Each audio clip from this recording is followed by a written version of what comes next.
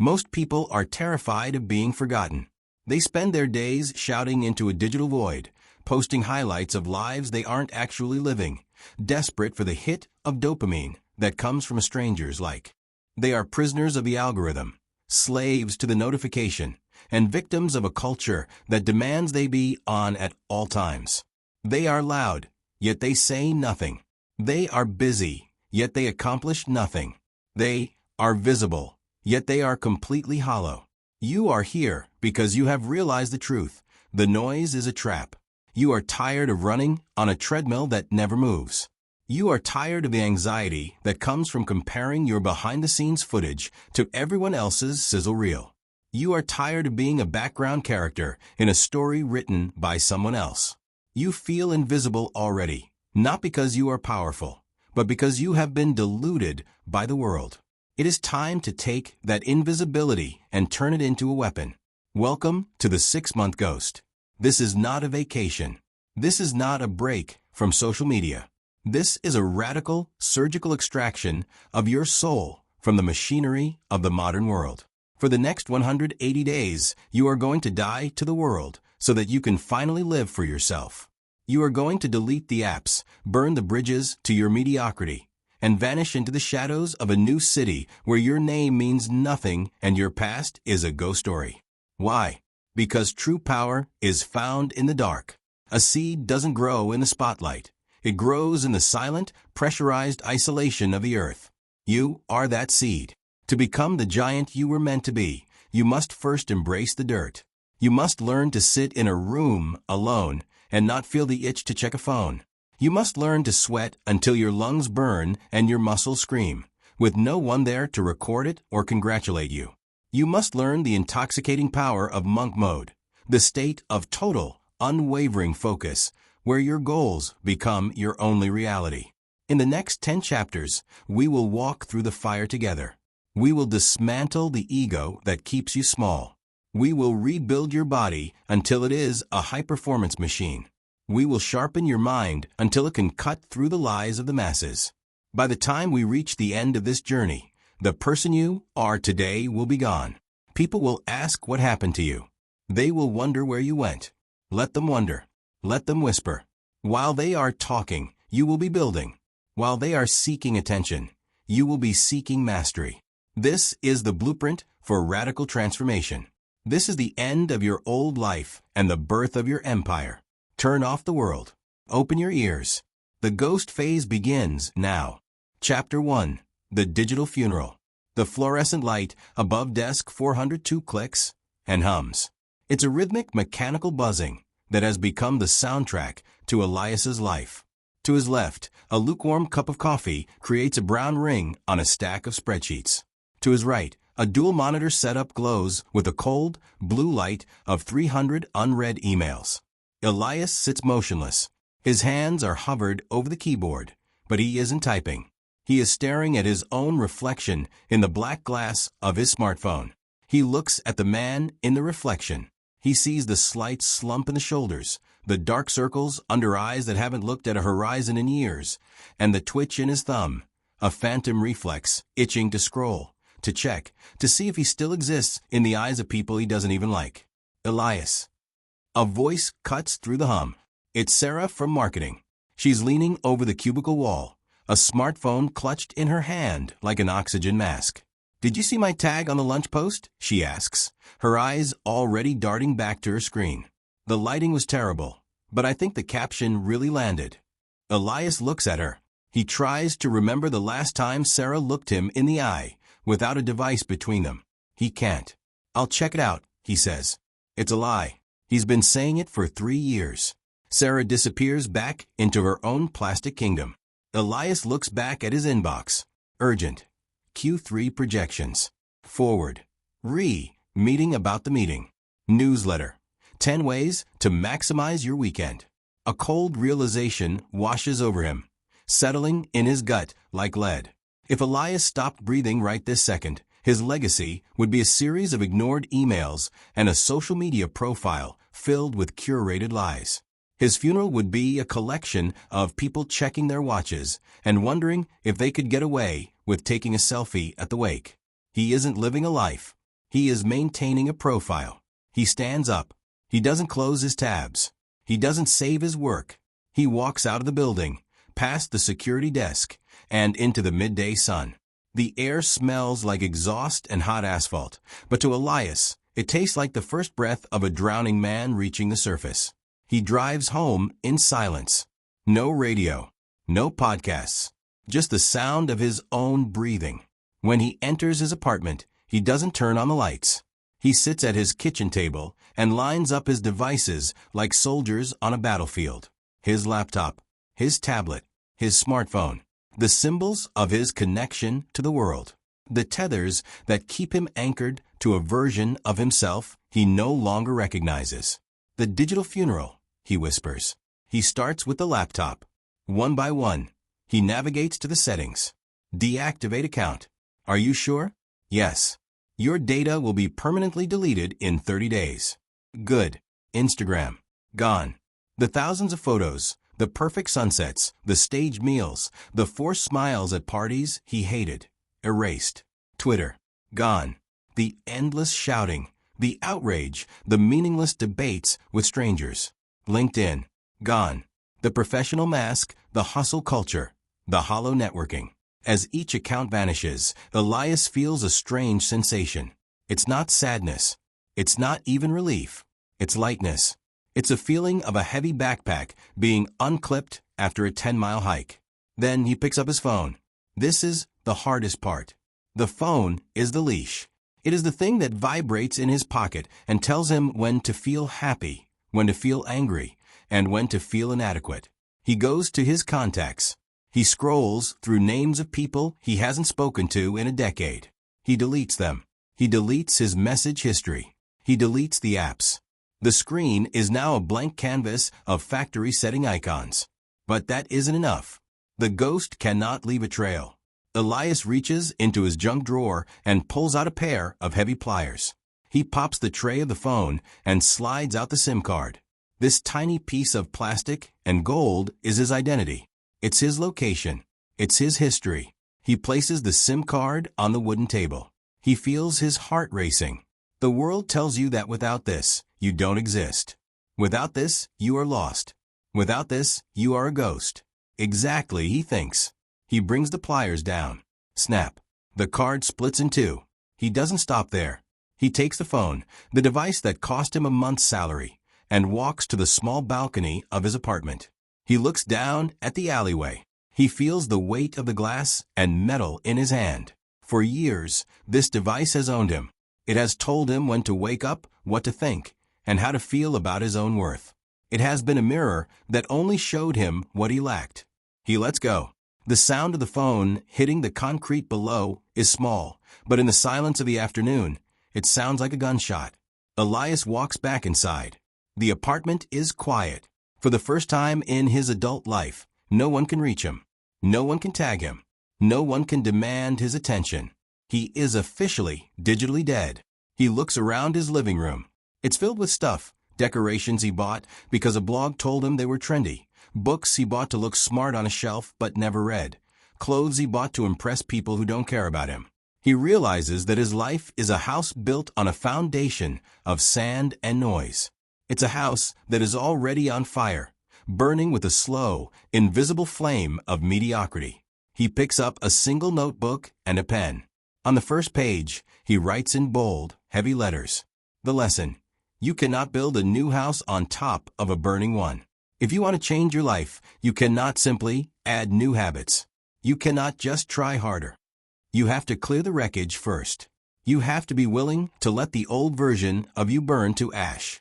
You have to endure the silence. You have to embrace the void. Most people fail because they try to pivot. They try to become a better version of the person they currently are. But Elias understands now that the person he currently is, the man in the gray cubicle, the man with the brown coffee ring, the man with the dual monitors, that man has to stay in the burning house. He walks to his bedroom and begins to pack a single rucksack. He takes only the essentials: rugged clothes, a sturdy pair of boots, and the notebook. He leaves his keys on the kitchen counter. He doesn't lock the door. There is nothing left here that belongs to the man he is becoming. He walks down the stairs and out into the evening. The sun is setting, casting long, orange shadows across the street. Elias blends into the crowd of commuters, all of them staring down at their glowing screens, their faces illuminated by the blue light of their own prisons. None of them look up. None of them see him. Elias smiles. The funeral is over. The ghost is born. And for the first time in his life, Elias is finally heading in the right direction, towards the dark, towards the silence, towards the truth. Chapter 2. The Greyhound to Nowhere. The engine of the Greyhound bus moans as it pulls away from the terminal, a heavy, metallic sigh that vibrates through the floorboards and into the soles of Elias's boots. He is sitting in the very back row, the place where the shadows are deepest and the smell of diesel is strongest. Outside the window, the city he once called home begins to shrink. The skyscrapers, once monuments of his ambition, now look like the bars of a cage he has finally slipped through. He watches the neon signs of fast food joints and 24-hour gyms blur into long streaks of artificial light. He has no ticket back. He has no destination programmed into a GPS. He only has a name of a coastal town he saw on a weathered map in the bus station, a place far enough away that his past cannot walk there, and small enough that he can disappear into its fog. In his lap sits his rucksack. It's light, terrifyingly light. Inside are 3 shirts, 2 pairs of pants, a heavy coat, and the black notebook. That is the sum total of his worldly existence. He feels a momentary pang of panic, the phantom limb syndrome of a man who has spent a decade surrounded by things. Where is his backup charger? Where is his laptop? Where is the clutter that used to define his space? He closes his eyes and forces himself to breathe. The panic is just the old Elias trying to claw his way back into the driver's seat. He lets the vibration of the bus lull him into a trance. 12 hours later, the air changes. The smell of hot asphalt and exhaust is replaced by the sharp, bracing scent of salt and decaying kelp. Elias steps off the bus into a town called Oakhaven. It is a place of gray shingles, salt-crusted windows, and a permanent mist that rolls off the Atlantic. It is perfect. Here, he is not Elias, the senior analyst. He is not Elias, the friend, who always picks up the tab. He is just a man with a bag. He walks until he finds a for rent sign hanging in the window of a converted attic above a closed bait shop. The landlord is an old man with skin like parchment who doesn't ask for a credit check or a LinkedIn profile. He only asks for cash. Elias hands over a stack of bills, the last of his liquidated savings, and receives a rusted key in return. The studio is smaller than his old cubicle. The floorboards groan under his weight. There is a single window that looks out over the churning, iron-gray sea. There is a sink that drips with a steady tink, tink, tink, and a small bathroom. There is no bed. There is no chair. There is no television. Elias unrolls a thin foam sleeping mat in the center of the room. He places his notebook next to it. This is his monastery. This is his lab. He sits on the mat, crossing his legs. The silence of the room hits him like a physical weight. In his old life, silence was something to be feared. It was the gap between songs, the pause in a conversation, the terrifying space where you were forced to hear your own thoughts.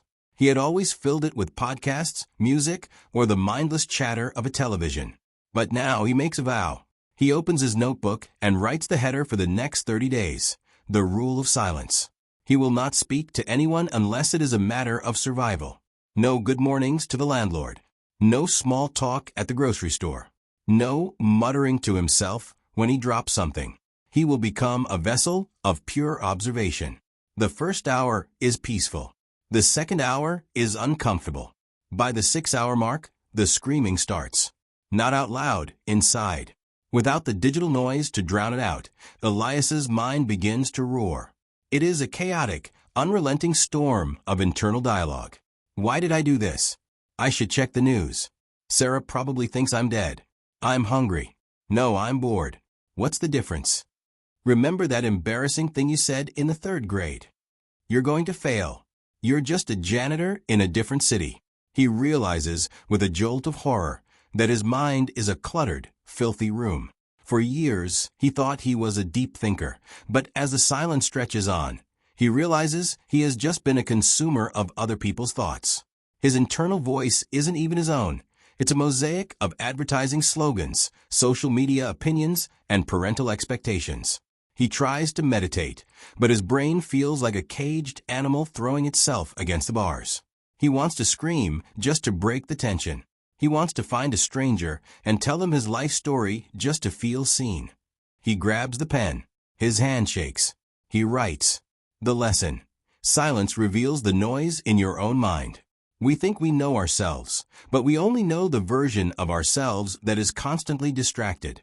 Silence is the ultimate diagnostic tool. It strips away the armor. It pulls back the curtain on the anxiety, the insecurity, and the vanity that we usually mask with a busy schedule. Most people cannot stay in a room alone for 10 minutes because they hate the person they are in the room with. They are terrified of the noise that emerges when the world goes quiet. Elias stares at the dripping sink. Tink, tink, tink. He realizes that the first 30 days aren't about learning something new. They are about hearing how broken his internal radio is. He has to listen to the static until he can find the frequency of his own soul. He lies down on the hard mat. The floor is cold. The room is dark. The only sound is the rhythmic crashing of the waves against the pier outside. He doesn't sleep for a long time. He just listens to the ghosts in his head. They are loud. They are angry. They are desperate for attention. But Elias stays silent. He lets them scream. He knows that eventually, even the loudest storm runs out of rain. He is the ghost now, and the ghost does not talk. The ghost only watches. The first night in Oakhaven ends not with a bang, but with a slow, agonizing realization that the hardest person he will ever have to face isn't an enemy in the world. It's the man sitting on the mat. Chapter 3. The Pain of Presence. The third week in Oakhaven is the week of the Great Itch. Elias sits on his mat in the pre-dawn darkness, and his thumb twitches. It's a phantom limb reflex. For a decade, his brain has been wired for the scroll, the infinite, mindless flick of the finger that promised a new image, a new headline, a new spark of dopamine. Now, that circuit is broken, and his brain is screaming for a fix. The withdrawal is physical. He feels a tightness in his chest, a restless energy in his legs, and a fog in his brain that makes it hard to focus on the dripping sink. He finds himself staring at the empty space on the floor where a phone should be. He catches himself reaching for his pocket 50 times a day, only to find nothing but the rough fabric of his thrift store jeans. The silence, which was once a novelty, has become a mirror. And what he sees in that mirror is a man who is addicted to distraction. He realizes that his anxiety was often just the stress of being constantly stimulated and never satisfied. At 4:45 a.m., the gray light of the Atlantic coast begins to bleed through the salt-stained window. Elias is cold. His studio has no heater, and the damp ocean air clings to the walls like a shroud. "Move," he whispers to himself. It is one of the few words he has spoken in 20 days. His voice sounds gravelly, foreign. He laces up his boots, sturdy, heavy, and unforgiving. He steps out of the bait shop attic and into the teeth of a coastal gale. The wind is a wall of ice. It bites at his ears and stings his eyes. He starts to run. He doesn't have fancy, athletic gear. He's wearing a heavy hooded sweatshirt and work pants. Every step on the wet pavement feels like a hammer blow to his shins. His lungs, conditioned by years of air-conditioned office life and shallow breathing, begin to burn. The air tastes like salt and iron. "Why are you doing this?" The voice in his head hisses. "Go back. It's warm under the blanket. No one is watching. No one cares if you run. You aren't an athlete. You're a ghost. Ghosts don't have to sweat." Elias pushes harder. He runs past the shuttered fish markets, past the rusted hulls of the trawlers, and up the steep incline of the coastal cliffs. Then something happens. As the lactic acid builds in his thighs and the wind whips the breath from his mouth, the mental noise starts to fade. The itch for the phone disappears. The anxiety about his legacy evaporates. When your body is screaming for oxygen, it doesn't have the luxury of worrying about what Sarah from marketing thinks of your absence. The physical pain is honest. It is grounding. It forces him into the now. He cannot be in the past, and he cannot be in the future. He can only be in this stride, this breath, this heartbeat. He reaches the top of the cliff. He is gasping, his sweat freezing on his forehead. He looks out at the Atlantic. The sun is a pale, bruised purple on the horizon. For the first time in his life, he isn't looking at a sunset through a 5-inch screen. He is in the sunset. He is part of the cold, the wind, and the spray. He returns to the studio, his muscles trembling. He sits on the hard floor and opens the black notebook. His hand is steady now. The twitch is gone. He writes. The lesson. Discipline is the highest form of self-love. We have been lied to. We are told that self-love is comfort, a hot bath, a cheap meal, a day spent lounging in front of a screen. But Elias understands now that comfort is often just a slow death. Comfort is what allowed him to waste years in a cubicle. Comfort is what kept him addicted to the approval of strangers. True self-love is the willingness to put yourself through temporary pain to achieve permanent clarity. It is the act of being a stern parent to your own soul. Discipline is the only thing that can protect you from your own impulses. By running in the cold, Elias isn't punishing himself. He is rescuing himself. He is building a body that can support the man he wants to become. He is replacing the cheap dopamine of the internet with the earned dopamine of effort. He looks at his reflection in the dark window. The gray, soft edges of his face are beginning to sharpen. His eyes look piercing, no longer dulled by the blue light of the void. He is tired, but he is awake. He is sore, but he is present. The ghost is no longer just a man who disappeared. He is a man who is being forged. And the forge is always hot. Elias closes the notebook and prepares for his second run of the day. The itch is gone. In its place is a cold, quiet hunger for the next 180 days. He is learning the most terrifying secret of the ghost phase. When you stop running away from yourself, you finally have the energy to run toward your destiny. Chapter 4. The Invisible Observer. The money from Elias's liquidated life is a thin stack of bills. And Oak Haven is a town that respects cash, but demands it regularly. By the start of month 2, the rule of silence has become second nature, but the stomach has its own rules. Elias needs a job, but he doesn't want a career. He wants a vantage point. He finds it at the Grand Meridian, a luxury hotel on the edge of the cliffs, where the wealthy come to hide from their own noise. He applies for the 11 p.m. to 7 a.m. custodial shift. The manager, a man who doesn't look up from his clipboard, barely notes Elias's presence. He sees a man with a clean-shaven face, steady hands, and a willingness to work the hours no one else wants. Start tonight, the manager says. The uniform is in the locker. Don't talk to the guests. In fact, try not to be seen at all. It is the perfect directive for a ghost. Elias dons the navy blue polyester uniform. It is a suit of invisibility. In his old life, a uniform like this would have bruised his ego. Now, he wears it like armor. As he pushes a silent rubber-wheeled cart through the marbled hallways, he realizes a profound truth. When you wear the clothes of a servant, people stop seeing you as a person and start seeing you as part of the architecture. He becomes the invisible observer. While he buffs the mahogany floors of the lobby and polishes the brass fixtures of the elevator, the world unfolds in front of him without its usual filters. He watches the guests, men in $5,000 suits and women draped in silk, as they stumble in at 2 a.m. He watches a high-powered executive scream at his wife over a phone, his face contorted in a mask of stress that no amount of money can smooth over. He watches a group of young influencers spend 40 minutes staging a spontaneous photo of a champagne toast, only to sit in sullen, glowing phone silence the moment the camera is put away. He sees the desperation for attention. He sees the noise he once lived in, but now he views it from the outside. He begins to keep a second section in his notebook, the observation journal. One night, he is cleaning the glass partitions of the hotel's cigar lounge. Inside, 3 investors are celebrating a massive win. They are loud, arrogant, and drunk on their own importance.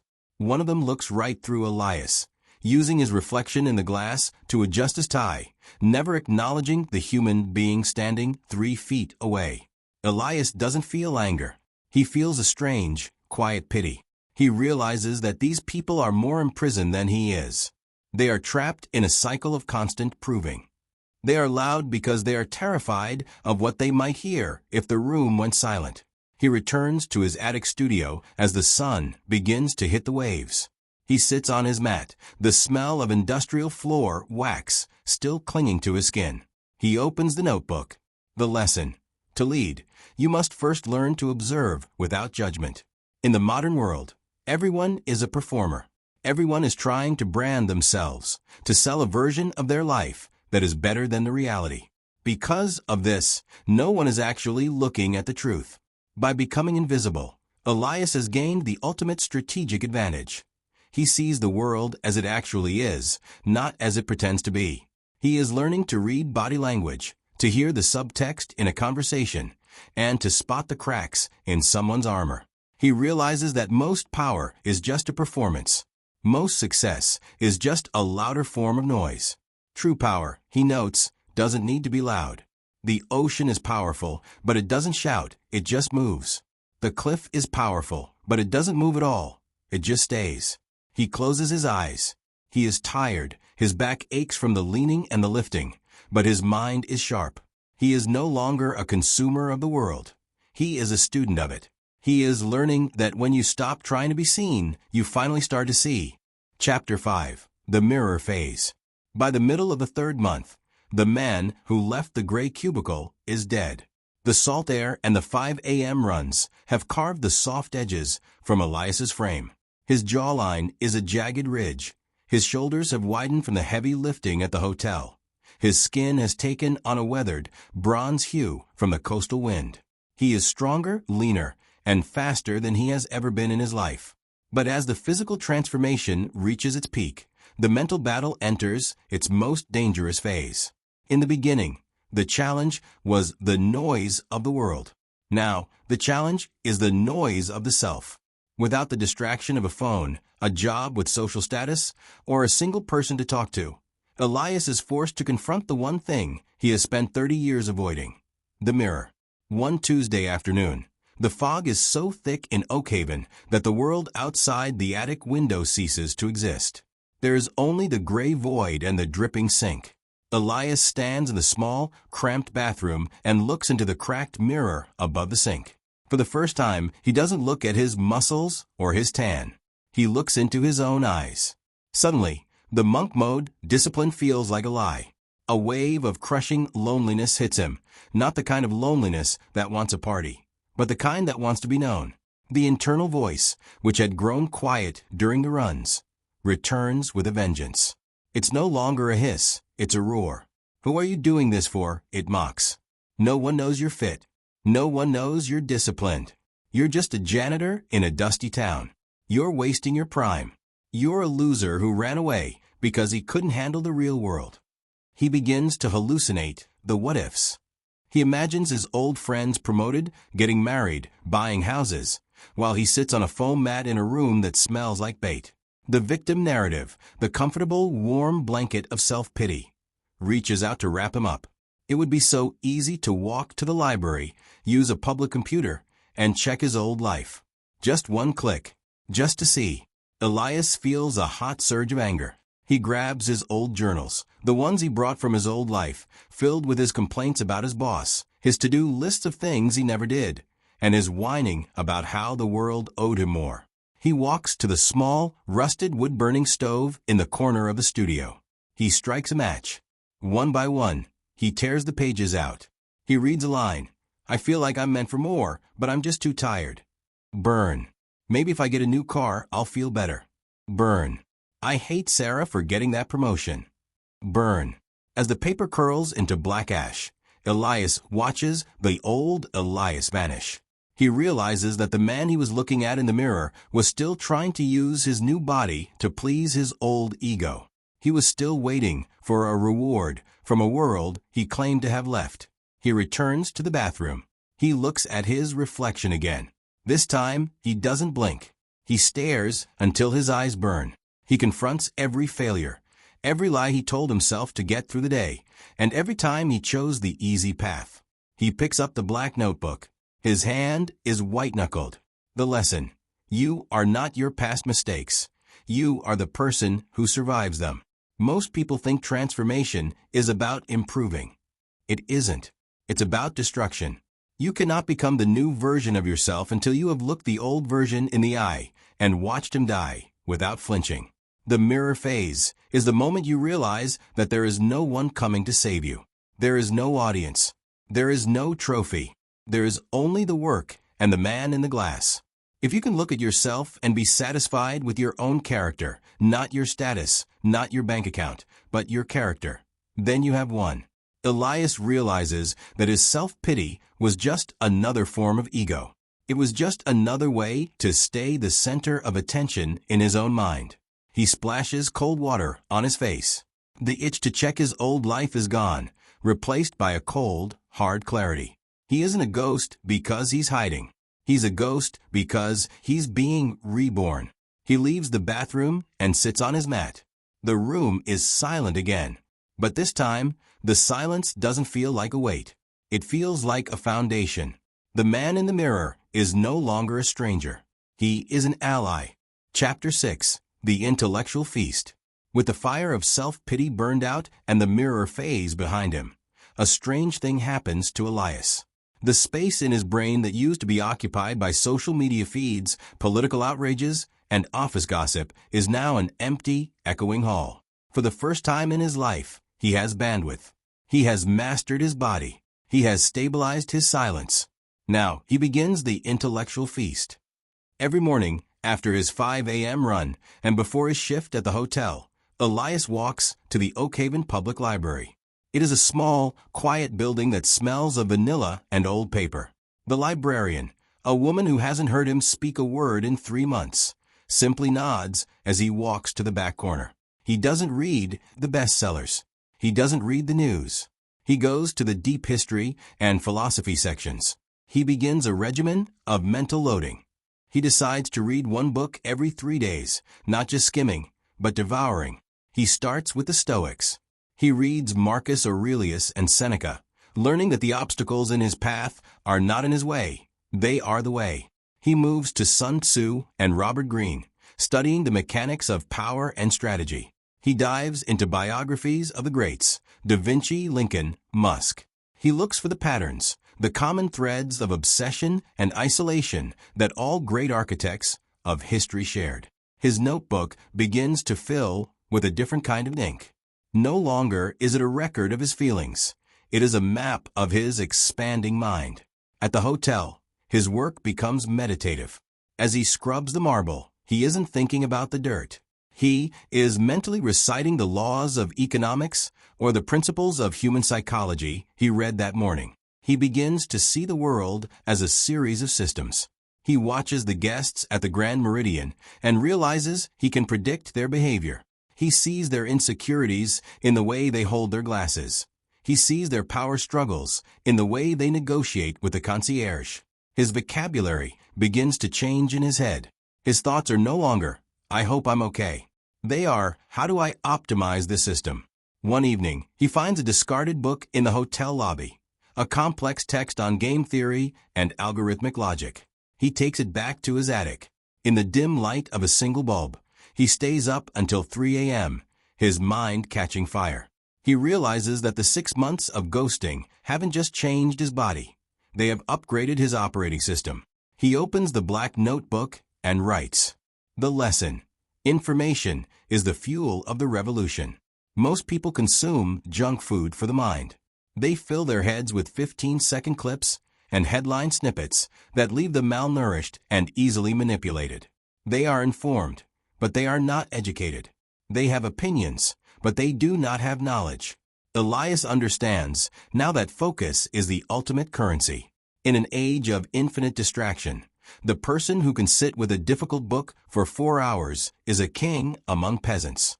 By cutting out the noise, he has allowed his mind to become a high-performance engine. He isn't just learning, he is rewiring. He looks at the stack of books on his floor. He feels a sense of power that he never felt when he was a senior analyst. That title was given to him by a corporation. This intelligence? This was seized. He realizes that the ghost phase was never about being empty. It was about emptying the trash so he could finally fill the vault. He is no longer a man who is missing. He is a man who is being programmed for a reality the world isn't ready for. Chapter 7. The Temptation. Month 5 begins with a storm, not of wind and rain, but of the past. For nearly 150 days, Elias has lived in the void. He has become accustomed to the gray mist of Oakhaven and the rhythmic, silent pulse of his own discipline. He has begun to believe he is untouchable. But the universe has a way of testing a new foundation to see if the concrete has truly set. It happens on a Tuesday afternoon at the local hardware store. Elias is buying a replacement heating element for his studio's small stove. He is standing in line, his hood up, his eyes fixed on the floor in his usual invisible stance. Elias? Is that actually you? The voice hits him like a physical blow. It isn't a stranger's voice. It's high-pitched, fast, and carries the frantic energy of the city. Elias freezes. He slowly looks up. Standing by the rack of power tools is Mark, a former colleague, a man who used to sit 3 cubicles down and spend 4 hours a day talking about fantasy football and office politics. Mark looks exactly the same, a slightly wrinkled dress shirt, a smartphone gripped in his hand like a religious relic, and a face that looks exhausted by the very act of existing. "Man, everyone thought you were dead," Mark exclaims, stepping closer, his eyes wide as he takes in Elias's transformation. "You look different. What happened? Why are you in this dump? Do you have any idea how much drama you caused when you just walked out?" Sarah went crazy. The boss tried to sue, then gave up. "Dude, you've got to tell me everything." Mark doesn't wait for an answer. He immediately pulls out his phone. "Hold on, I have to take a selfie. If I post this, the group chat is going to explode. Everyone's been wondering if you joined a cult or something." The camera lens stares at Elias like the eye of a monster. In that moment, the noise returns with the force of a tidal wave. The social pressure, the need to explain himself, the urge to be liked, the secondary fear of being judged, it all rushes back. "I don't have a phone, Mark," Elias says. His voice is deep, steady, and carries a weight that makes Mark pause. "What? Like it's broken? No worries, I'll tag you on your old account." "Wait, you deleted that too, right? Man, you really went off the deep end." Mark laughs, but it's a nervous laugh. He's uncomfortable with Elias's silence. "Look, I'm here for a wedding at the Meridian. Come grab a drink with us tonight. We're all there. It'll be like old times. We can talk about the new merger. Man, you wouldn't believe the mess you left behind." Elias looks at Mark. He sees the old times. He sees the late nights at the bar complaining about the same 3 problems. He sees the shallow laughter and the hollow connections. He sees the life he worked so hard to burn to the ground. The temptation is subtle. It's the temptation of comfort. It would be so easy to go, to be Elias again, to be praised for his weight loss, to laugh at the old jokes, and to slip back into the warm, numbing embrace of mediocrity. "I can't," Elias says. "Oh, come on. Just one drink. Don't be a hermit. You've had your little eat, pray, love moment, but the real world is calling, man. I can probably get you your job back." They're desperate. Elias looks at Mark's phone. A notification lights up the screen, a headline about a celebrity scandal, followed by 3 messages from a group chat. Mark's eyes instinctively dart toward the light, even as he's talking to Elias. He isn't even truly there. He is a ghost of a different kind, a ghost of the machine. "I'm not the man you're looking for, Mark," Elias says softly. He turns and walks out of the store, leaving the heating element on the counter. He walks fast. He walks until he reaches the edge of the cliffs, where the wind is so loud he can't hear the echo of Mark's voice. He sits on a jagged rock and grips the edges until his knuckles turn white. His heart is hammering. The past tried to hook him. It tried to remind him that he belongs to the noise. He pulls out the black notebook. The lesson. Your old life will always try to kill your new one. Transformation isn't a one-time event. It is a daily defense. The moment you start to show growth, the people from your past will subconsciously try to pull you back down. Not because they hate you, but because your change shines a light on their lack of it. They want the old you because the old you made them feel safe in their own stagnation. Elias realizes that the temptation isn't about Mark. It's about the part of Elias that still wants to be understood by people who haven't done the work. He understands now that to truly become the architect, he must be okay with being misunderstood. He must be okay with being the villain in someone else's story, so he can be the hero in his own. He watches the Greyhound bus, the same one that brought him here, roll past the coastal road on its way back toward the city. He doesn't get on. He turns his back to the road and looks at the sea. The temptation is dead. The ghost is still haunted, but he is no longer afraid of the shadows. Chapter 8. The Skill of the Ghost. By the 5th month, the Great Silence has transitioned into the Great Focus. Elias has moved beyond surviving isolation. He is now weaponizing it. The attic studio in Oak Haven has changed. The stacks of philosophy books are still there, but they are now joined by a second-hand high-performance laptop Elias purchased with his saved janitorial wages, bought with cash, with no history, no synced accounts, and no bloatware. It is a surgical tool, not a toy. While the rest of the world uses the internet to be entertained, Elias uses it to be built. He begins the deep dive. He chooses a craft that demands high cognitive load and extreme precision, quantitative financial architecture. In his old life, he was a senior analyst who moved numbers around on a screen like a child playing with blocks. Now, with a brain rewired by months of discipline, he sees the world of finance as a language of patterns, risks, and leverage. He spends 12 hours a day in the flow state. Without the interruption of notifications, his concentration is like a laser. In the morning, he studies the complex math of market derivatives. In the afternoon, he practices coding algorithmic trading models. He realizes that mastery isn't about talent. It's about uninterrupted time. In his old life, a workday was 8 hours of fragmented attention, emails, meetings, coffee breaks, and the constant pull of the phone. Now Elias discovers that 4 hours of deep work, in total silence, is worth more than a month of a standard corporate grind. He is learning at a rate that is terrifying. He is compressing years of education into weeks. At the hotel, his invisible job becomes his laboratory. He watches the wealthy guests not with envy, but with a cold, analytical eye. He listens to them talk about opportunity and risk, and he realizes they are mostly guessing. They are playing a game they don't understand. He goes back to his attic and builds a model that accounts for the human errors he observes in the lobby. He is building something in the dark that will eventually dismantle the light.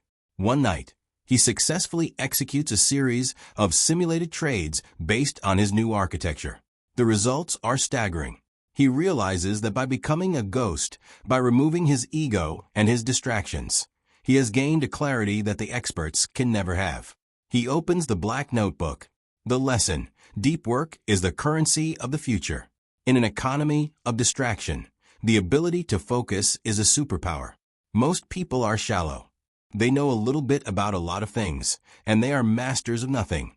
They are easily replaced by machines because they think like machines, processing inputs and outputs without depth. The ghost is different.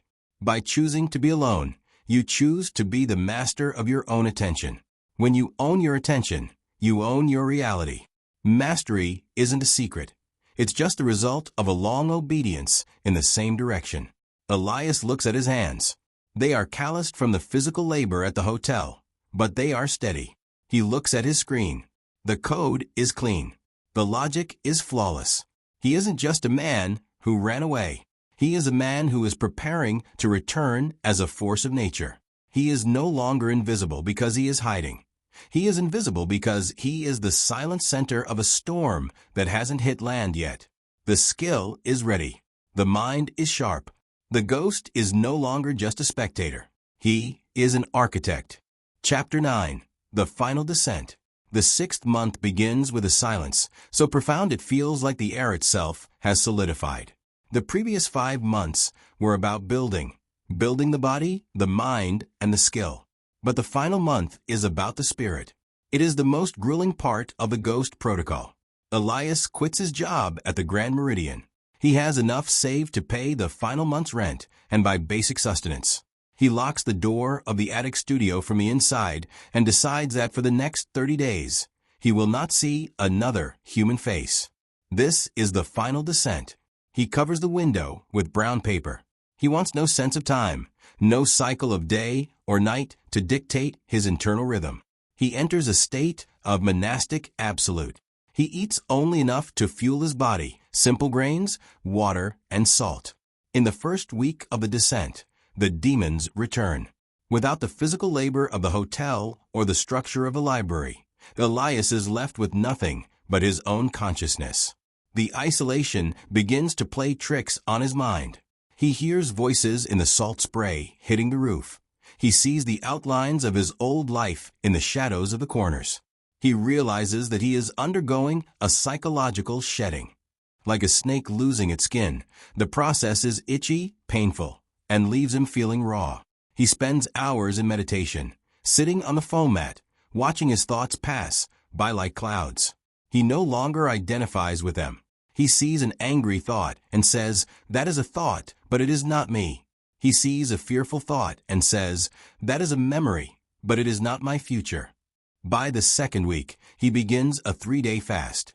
The hunger is sharp, then dull, then it becomes a strange kind of clarity. His senses become hyper-tuned. He can hear the heartbeat of the town through the walls. He begins to write his resurrection manifesto in the black notebook. It is no longer a journal. It is a set of laws. Never seek the approval of those you do not respect. Control your attention, or someone else will. True wealth is the ability to walk away from anything at any time. In the final week, the darkness of the room no longer feels oppressive. It feels like a womb. He spends his days refining his financial models on the laptop, but with a new perspective. He isn't doing it for the money. He is doing it for the sovereignty. He realizes that the ghost phase wasn't a punishment. It was the highest form of freedom he had ever known. He looks at his hands in the dim glow of the screen. They are steady. His mind is a still lake. He realizes he is no longer afraid of anything the world can throw at him. He has survived the void. He has faced himself in the dark and didn't blink. On the final night of the 6th month, Elias stands in the center of the room. He feels a sense of density, as if his soul has finally taken up all the space in his body. He burns the paper covering the windows. He watches the moon over the Atlantic. It is full, bright, and indifferent. He opens the notebook and writes the final entry of the descent. The lesson: you must be willing to let the old you die. Most people want the new life without the death of the old one. They want the muscles without the pain. They want the wisdom without the solitude. But the universe doesn't work that way. To be reborn, you must first be buried. You must be willing to lose everything you thought you were to become everything you are capable of being. Elias is no longer the man from the cubicle. He is no longer the janitor. He is the ghost who has found his bones. He packs his rucksack. It is even lighter than before. He leaves the notebook on the floor, open to the first page. He doesn't need it anymore. The laws are written in his blood now. He stands at the door. He is ready. Chapter 10. The Resurrection. The sunrise on day 181 is not like any sunrise Elias has ever seen. It doesn't feel like the start of a new day. It feels like the start of a new era. Elias walks down the creaking stairs of the bait shop attic for the last time. He leaves the key on the counter with a short, handwritten note of thanks. He steps out onto the street, and for the first time in 6 months, he doesn't pull his hood up. He doesn't look at the ground. He walks with his chin level, his gaze steady, and his shoulders back. He catches the early bus back to the city. As the landscape shifts from the rugged, honest gray of the coast to the frantic, neon-lit sprawl of the metropolis, Elias feels like a deep-sea diver surfacing. The noise hits him immediately. The sirens, the shouting, the rhythmic ping of 1,000 smartphones on the bus. But this time, the noise doesn't penetrate. It hits his discipline and bounces off. He is in the world, But he is no longer of it. He checks into a high-end hotel in the heart of the financial district. He uses a small portion of the capital he generated through his ghost skill in the final weeks of his isolation. He goes to a tailor and buys a single, perfectly fitted suit, charcoal gray, sharp lines, no brand name. He goes to a barber and has his hair trimmed. When he looks in the full-length mirror of the hotel suite, he doesn't recognize the man staring back. This isn't the senior analyst. This isn't the ghost. This is the architect. He spends the afternoon executing the first phase of his new life. He doesn't go back to his old firm. Instead, he opens his laptop and sends 3 precise, data-heavy emails to the 3 most powerful boutique investment firms in the city. He doesn't attach a resume. He attaches a link to his proprietary trading model, the ghost architecture, and a 24-hour expiration window. By 5 p.m., his burner phone, the only device he now carries, vibrates. It's a partner from the top firm on the list. "Who is this?" the voice asks, sounding breathless. "And where did you get these data sets?" "I built them in the dark," Elias responds. His voice is calm, devoid of a need to impress. "I'll be at the cafe across from your office at 9 a.m. If you're late, the offer goes to your competitor." He hangs up. He feels no rush of adrenaline. He feels only the quiet satisfaction of a predator who has finished the hunt. That evening, he walks past his old office building. He sees Sarah from marketing through the glass of a nearby coffee shop. She is staring at her phone, her thumb flicking rapidly, her face tight with a familiar, low-grade anxiety. He stands 3 feet away from her at the crosswalk.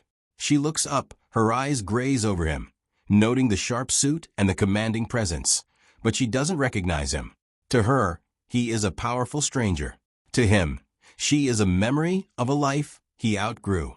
He realizes then that the resurrection wasn't about getting his old life back. It was about realizing that the old life was a cage he had been holding the key to the entire time.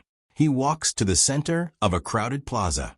Thousands of people are rushing past him, all of them tethered to their glowing screens, all of them loud, all of them distracted.